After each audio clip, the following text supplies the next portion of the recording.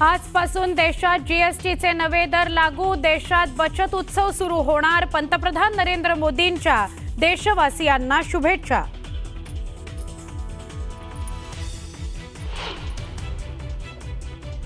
चुकलो तर कान धरा, पण आता रिकामं ठेवू नका। धनंजय मुंडेंची तटकरेंकडे मागणी, तर योग्य वेळ आल्यावर संधी देऊ, सुनील तटकरेंचं आश्वासन।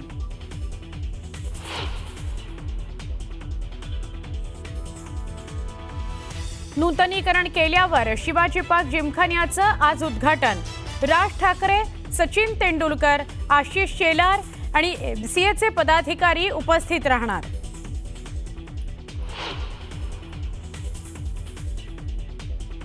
सांगलीत आज राष्ट्रवादी काँग्रेसचा महाराष्ट्र संस्कृती बचाव मोर्चा। पडळकरांनी जयंत पाटलांवर केलेल्या वक्तव्याच्या निषेधार्थ मविया आक्रमक। पडळकरांच्या राजीनाम्याकरता मविया नेते आक्रमक।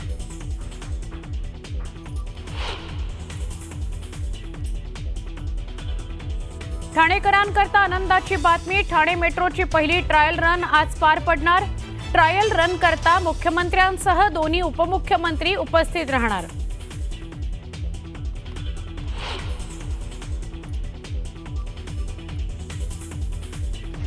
धाराशिव जिल्ह्याला पावसानं झोडपलं, अनेक गावांना पुराच्या पाण्याचा वेढा, अनेक जनावरं पाण्यात गेली वाहून। धाराशिव आणि भूममध्ये जनजीवन विस्कळीत।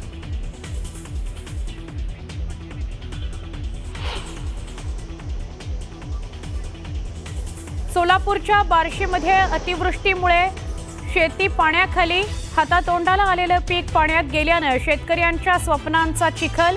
मदतीकरता शेतकऱ्यांच्या सरकारकडे नजरा।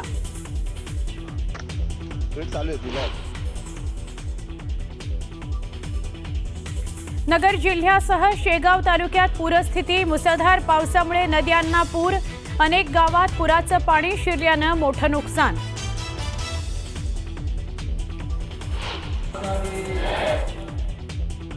राज्यभरात आजपासून शारदीय नवरात्रोत्सवाला सुरुवात। देवीच्या मंदिरामध्ये दर्शनाकरता भाविकांची गर्दी। न्यूज 18 लोकमतवरही जागर आदिशक्तीचा।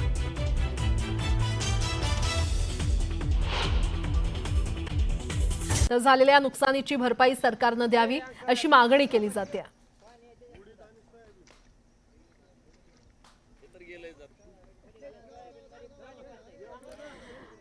तर आपण पाहतोय अतिवृष्टीमुळे शेतकऱ्यांचं मोठं नुकसान झालेलं आहे आणि याचाच आढावा घेण्यासाठी माझे सहकारी विलास बडे थेट ग्राउंड रिपोर्ट आपल्याला देणार आहेत। विलास, खरं तर सोलापूरमध्ये वादळी वाऱ्यासह पावसानं खरं तर झोडपून काढलेलं आहे, शेतकऱ्यांचं मोठ्या प्रमाणात नुकसान झालेलं पाहायला मिळतंय। काय नेमकी तिथे सद्यस्थिती आहे?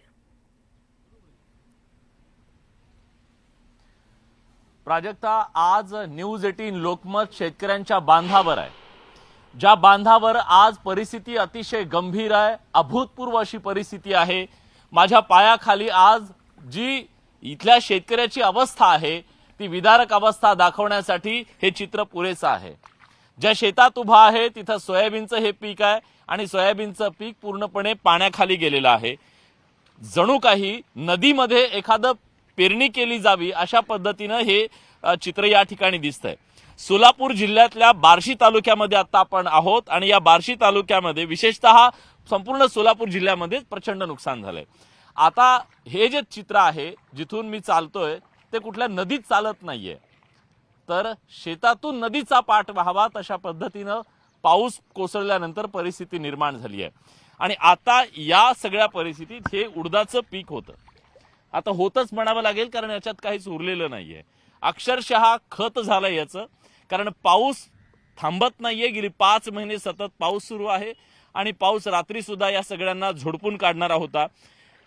या सगळ्या पिकांचं जे नुकसान झालेलं आहे याच्यातनं एक कणभर सुद्धा शेतकऱ्याच्या हातात काही पडणार नाहीये आणि त्यामुळे ही जी परिस्थिती निर्माण झालेली आहे या परिस्थितीमुळे इथल्या शेतकऱ्यांचं प्रचंड मोठं संकट यांच्यावरती ओढवलेलं आहे। या सगळ्या शेतकऱ्यांशी आपण बोलूया आणि जाणून घेऊया की या सगळ्या परिस्थितीने त्यांच्यावर कुठली वेळ ओढवलेली आहे। या सगळ्या उडदाचं प्रचंड मोठं नुकसान झालेलं आहे। कधीपासून पाऊस कोसळतोय आणि कोणी बांधावर आलं का? सर गेल्या 1 महिन्यापासून पावसाचं सातत्य कंटिन्यू आहे. काल दिवसभर सरीवर सरी येत राहिल्या आणि संध्याकाळी मात्र 11 वाजल्यानंतर जो पाऊस चालू झाला तो अतिशय जास्त प्रमाणामध्ये पाऊस होता. तो सकाळी पहाटे 3:30-4 पर्यंत होता. त्यामुळं या गावाला आणि गावच्या परिसराला 2 बाजूनी नद्यांनी घेरलेला असून गावची पण परिस्थिती गंभीर झाली आणि शेतीची पण परिस्थिती अतिशय गंभीर झालेली आहे सर. उडीद, मूग, सोयाबीन, तूर, ऊस, कांदा संपूर्ण पिकं नेस्तनाबूत झालीत. शेतकऱ्यांना अक्षरशः रडण्याची वेळ शेतकऱ्यावरती आलेली आहे आणि ह्याच्यामधून शेतकरी सावरणं हे फार कठीण झालेलं आहे. त्यासाठी तुमच्या माध्यमातून सरकारने काही प्रयत्न करणं अत्यंत गरजेचं आहे. बांधावर कोणी आलं का? आतापर्यंत बांधावर कुणीही दखल घेतलेली नाही सर. प्रशासन आलं का? प्रशासन तर अजिबात आलेलं नाही. पंचनामे झाले का? पंचनामे आणखीन झालेलेच नाहीत. आता हे जे शेत आहे या शेतामध्ये जर उडदाचं पीक होतं एकरी समजा, तर एकरी किती नुकसान झालंय जरा समजून घेऊया. एका एकरमध्ये म्हणजे हा जर पट्टा बघितला 1 एकर हे सगळं रान आहे. या एकरभर रानामध्ये जेव्हा उडीद पेरणी केली आतापर्यंत किती खर्च आला? आतापर्यंत उडदाचा खर्च एकरी 45,000 रुपये आलेला आहे. एकरी 45,000 रुपये खर्च आहे. हो. आणि त्यानंतर या पावसामुळं या एकरभर उडीद पेरला जो होता त्यामधनं 30 किलो किंवा 40 किलो सुद्धा उडीद आमचा उडीद निघालेला नाही. त्यामुळं पूर्ण शेती पाण्याखाली गेलेली आहे. रात्री तर ढगफुटीसारखा पाऊस या ठिकाणी झालेला आहे. आपल्या माध्यमातून सांगू इच्छितो, शेतकऱ्याला च्या पिकाला शासनानं जर भाव दिला तर शासनाकडे हा शेतकरी हात सुद्धा पसरणार नाही साहेब. आता उडदाची अवस्था ही झालेली आहे. काय भाव आहे उडदाचा? उडदाचा 3,500 ते 4,000 रुपये आडतीवाले आता उडीद घेत आहेत. आणि त्यामधनं शेतकऱ्याचा अक्षरशः आतोनात नुकसान झालेलं आहे. 10 वर्षापूर्वी किती होता? 10 वर्षापूर्वी पण हाच भाव होता आणि आताही हाच भाव आहे. हा 3,500 10 वर्षापूर्वी होता आणि आताही 3,500-4,000 रुपये आताही भाव आहे. आता या एकरभर रानामध्ये मी एक छोटंसं उदाहरण म्हणून प्रेक्षकांना हे कळावं म्हणून की एकरभर रानामध्ये जेव्हा हे सगळं नुकसान होतं तेव्हा एका एकरमध्ये किती नुकसान होतं? एका एकरमध्ये शेतकऱ्याचं किती नुकसान झालं? आता एका एकरमध्ये शेतकऱ्याचं तुम्हाला सांगतो 30,000 ते 35,000 रुपये गेलेले आहेत. एका एकरमध्ये शेतकऱ्याचं 30,000 ते 35,000चं नुकसान झालंय. राज्यामध्ये जवळपास 72 लाख एकर इतक्या शेतीवरचं नुकसान झालंय. आता विचार करा, प्रत्येक एकरला जर 50,000चं नुकसान झालं असेल, 40-50 हजाराचं नुकसान झालं असेल, तर या महाराष्ट्रातल्या कोट्यवधी शेतकऱ्यांचं किती हजार कोटींचं नुकसान झालंय. भरपाई किती? त्याचा खर्च पण निघत नाही, एवढी भरपाई देत नाहीत ते. 5-7 पेरणीचाही खर्च निघू शकतो. पेरणीचाही खर्च निघू शकत नाही आणि सरकार आपलं काय करतंय, गाजर धावतंय. खर्च होतोय पण 30-20-25 हजार रुपये आणि देतात किती 8,000 10,000 हेक्टरी देतात ते पण. त्याच्यात काहीच होत नाही. त्यात पण त्याच्यानंतर ते माई सेवा केंद्राला 1,500 जातात त्यातले पण. बराचसा खर्च तिथं होतो. स्वतः तलाठी कुठलाही अधिकारी स्वतः येऊ शकत नाही पंचनामा करायला. त्याच्यामुळं शेतकऱ्याला बरीचशी शेतकऱ्याची ही होती, अडवणूक झाली. कदाचित लक्षात येणार नाही सामान्य प्रेक्षकांना, जे शहरी भागातले असतील त्यांना असं वाटू शकतं की सरकार मदत करतं हेक्टरी 8,000 रुपये. आता हे हेक्टरी 8,000 म्हणजे किती हे कळायला पाहिजे.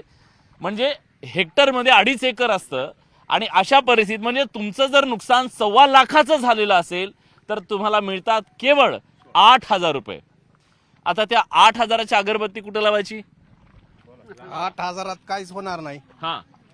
तर ह्यांनी हेक्टरी नियम बदलून यांनी जेवढं क्षेत्र शेतकऱ्याच्या नावावर आहे तेवढ्या सर्व क्षेत्राची मदत द्यावी.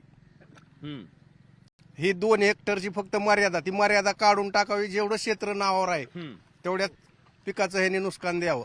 आणि 8,000ची मर्यादा ठरलेली आहे त्यांची अगोदरच पंचनाम्याच्या, ती सुद्धा त्यांनी काढून आम्हाला 18,000च्या मोहरनं मर्यादा पिकाला नुकसान भरपाई द्या. काय करायचं शेतकऱ्यांना? पहिल्यांदा न्यूज 18 लोकमतचं मी गाववाल्यातर्फे आगळगाव तर्फे अभिनंदन करतो. नाही हो दादा. आजपर्यंत कुणीही बांधावर आमच्या शेतावर आलेलं नाही नाही. दादा, आमचं काम आहे. तुम्ही संकटात आहात. तुम्ही संकटात असताना तुमची व्यथा ह्या सरकारपर्यंत दाखवणं, त्यांच्यापर्यंत पोहोचवणं आमचं काम आहे.